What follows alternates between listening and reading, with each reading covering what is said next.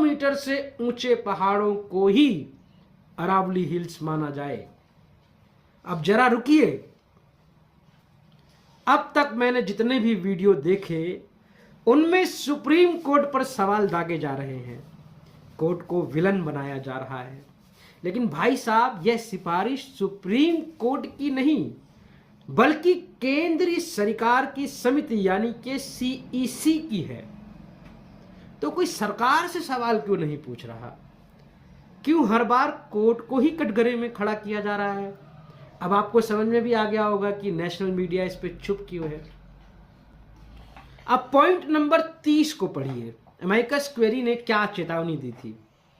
That if the definition as recommended by the committee is accepted, all the hills below the height of 100 meters would be opened up for mining, and as a result, the Aravalli Hills and ranges would lose their continuity and integrity. He therefore submitted that if the definition as suggested by the committee is accepted, it would totally endanger the environment and ecology of the mountains. यानी साफ शब्दों में कहा गया कि अगर यह परिभाषा मान ली गई तो 100 मीटर से नीचे की सारी पहाड़ियां खनन के लिए खोल दी जाएंगी और अरावली की निरंतरता व अस्तित्व ही खत्म हो जाएगा। यह सीधे सीधे पर्यावरण और पारिस्थितिकी के लिए आत्मघाती कदम है और यही होने भी वाला है। अब इससे भी ज्यादा दुर्भाग्यपूर्ण बात देखिए, सीईसी ने रिकमेंड किया और पॉइंट नंबर 50 में जजमेंट बताता है कि अदालत ने सीईसी की दी हुई इस परिभाषा को स्वीकार कर लिया। क्या आप और हम इन खनन माफियाओं को नहीं जानते? एक पहाड़ खोदने की परमिट मिलती है इन्हें, ये आसपास के दसियों बीसियों पहाड़ों को खोद डालते हैं, मैदान बना देते हैं।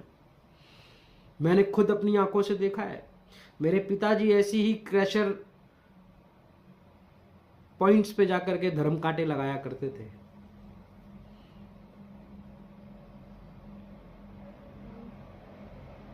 इतना बेहिसाब खनन हुआ कि कई जगहों पर पानी तक निकल आया। मैं फरीदाबाद से गुड़गांव ड्यूटी करने जाया करता था, तो रास्ते में सब ये अरावली की पहाड़ियां पड़ती हैं। खनन माफियाओं ने इतना दोहन किया, इतना खोदा कि पानी तक निकल आया है जमीन से। अब कहा जा रहा है कि ऐसा माना जाता है, कहा जाता है कि 92% अरावली 100 मीटर से नीचे है, यानी सिर्फ 8